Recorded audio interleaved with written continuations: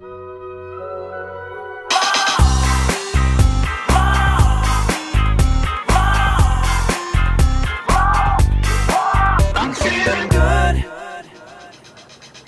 Brussels, about 30,000 people have only one mission: to influence European commissioners and members of parliament in the making of laws.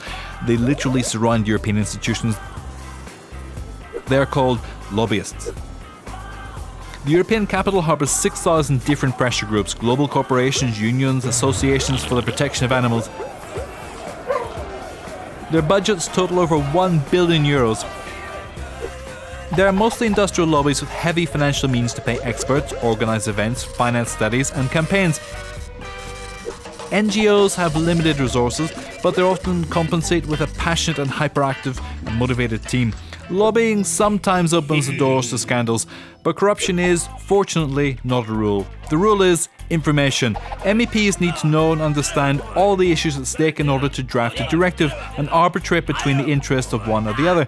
Lobbyists wage a war to make their point of view prevail at the end, but the number one rule is staying in contact, always playing the field. After all, lobbying comes from the fact of staying in the lobbies and corridors of institutions in contact with policymakers.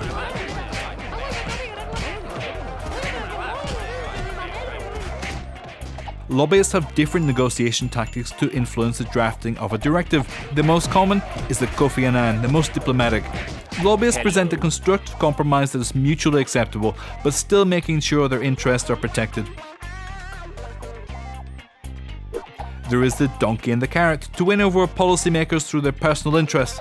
Luncheons, seminars, gifts. Sometimes an MEP legislating on CO2 finds himself invited by a sports car maker to race around the circuit.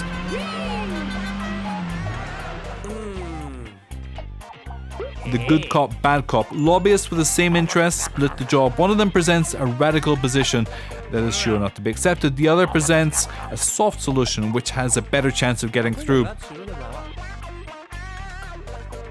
The X.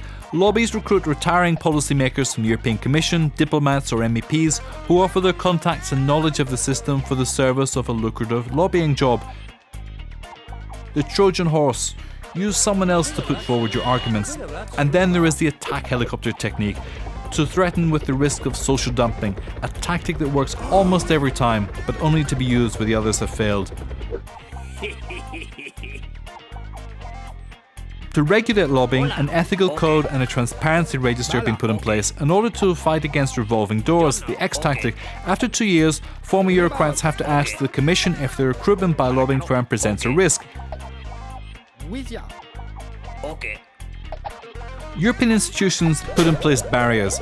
Sometimes some of them leak, but globally, lobbies help to bring technical expertise to policymakers. It's an indispensable part of the process to help Eurocrats take decisions knowing the concrete impacts. So between the donkey and carrot, the good cop, bad cop, the Trojan horse and the attack helicopter, a lot of things happen in the lobbies of European institutions.